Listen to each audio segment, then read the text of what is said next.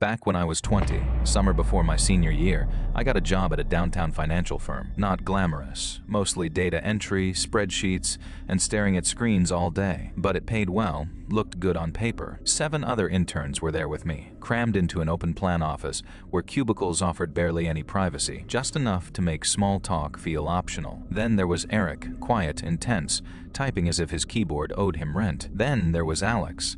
He looked ordinary at first, not tall or anything, just slightly awkward, pale, hair perpetually messy. It wasn't what threw me off, it was how he acted around me. At first, subtle.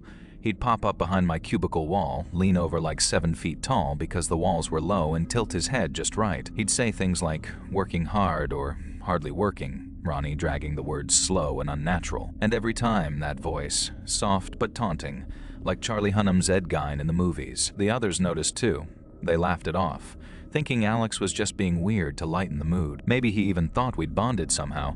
The rest didn't get him the way I did. It felt personal, like I was his only audience for whatever performance he was putting on. As weeks passed, those visits got longer. He'd lean over, stare at me while talking, sometimes not saying much, just looking. That night, 6 weeks in, I was home eating dinner when my phone rang. Unknown number. I didn't usually answer strangers. Silence for seconds. Then his voice. Alex's voice in that same creepy tone he used at work.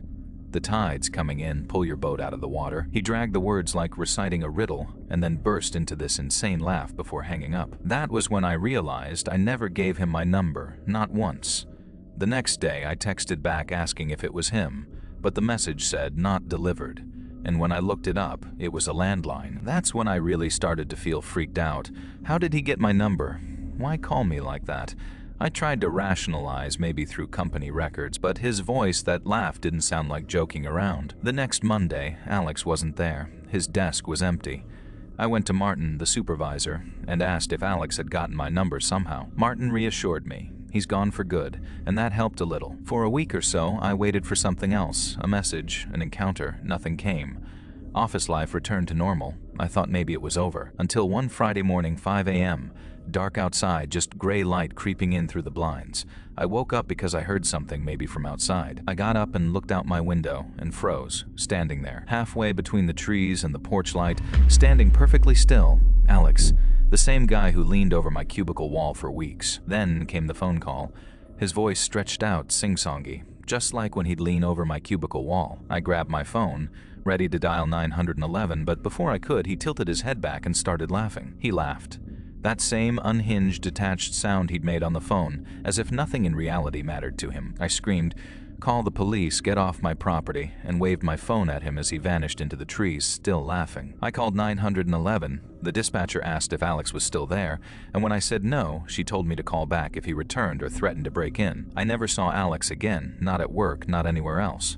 The police couldn't do much. He hadn't technically broken in or made a direct threat. By summer's end, I'd completed my internship, and my supervisor offered me a permanent role after graduation.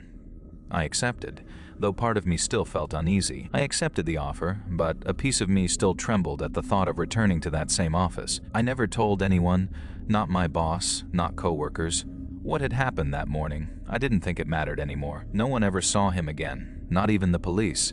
He vanished without a trace, leaving behind only unanswered questions. Years passed.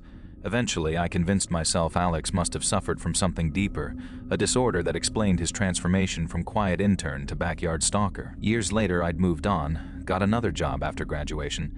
That office was behind me. I don't think about Alex much these days, but sometimes he still haunts me, that grin, that laugh. I wonder, how did he get my number, my address? Why was he there at 5 a.m. laughing like a lunatic? Today, getting someone's information is easy, but back then, it felt like a miracle he'd found me. All I know is this: for those few months of my life, I shared space with someone not just strange, but possessed by something far more profound. I was 17 when this happened.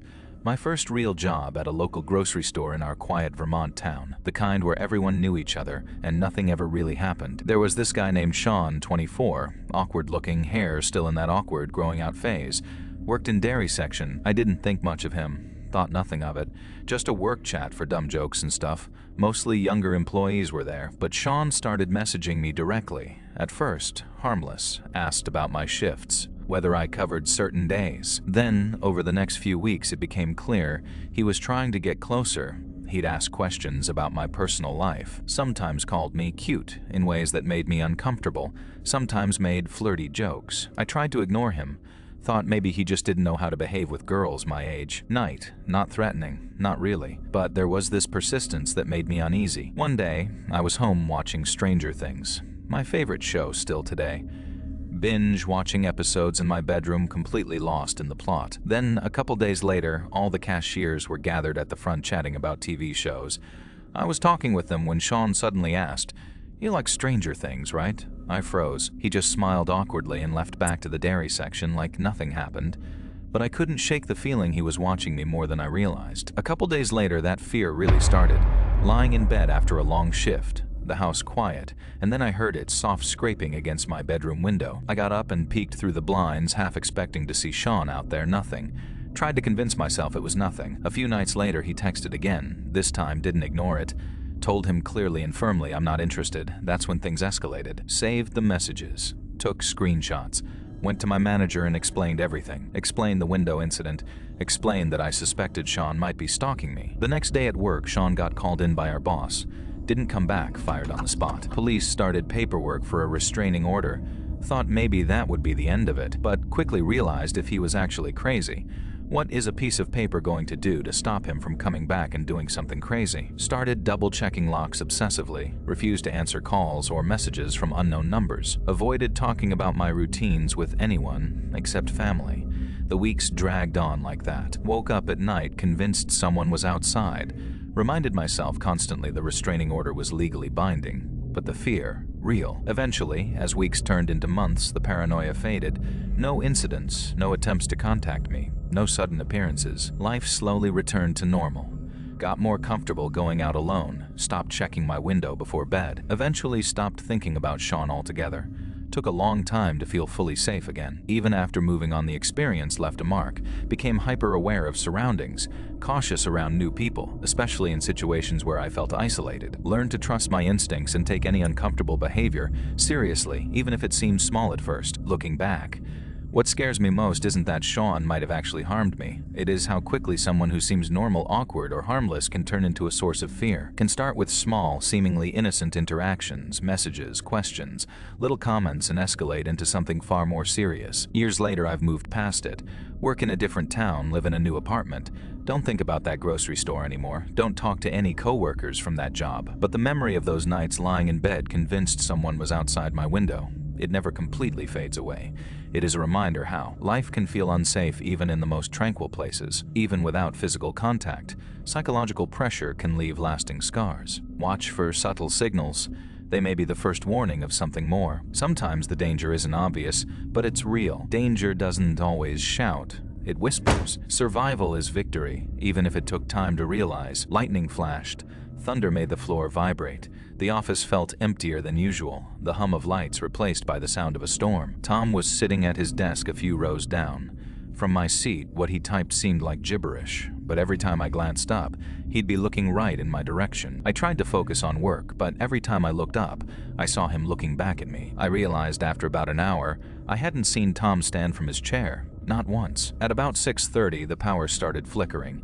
We both let out that same nervous laugh when the lights dimmed, but Tom said nothing. Then came the next flicker. Longer this time when the lights died entirely. The office fell into silence except for the relentless storm outside. I said I'd head home, but Tom didn't answer. He just stared ahead, silent as the storm. Tom murmured something about the storm making it unsafe to leave.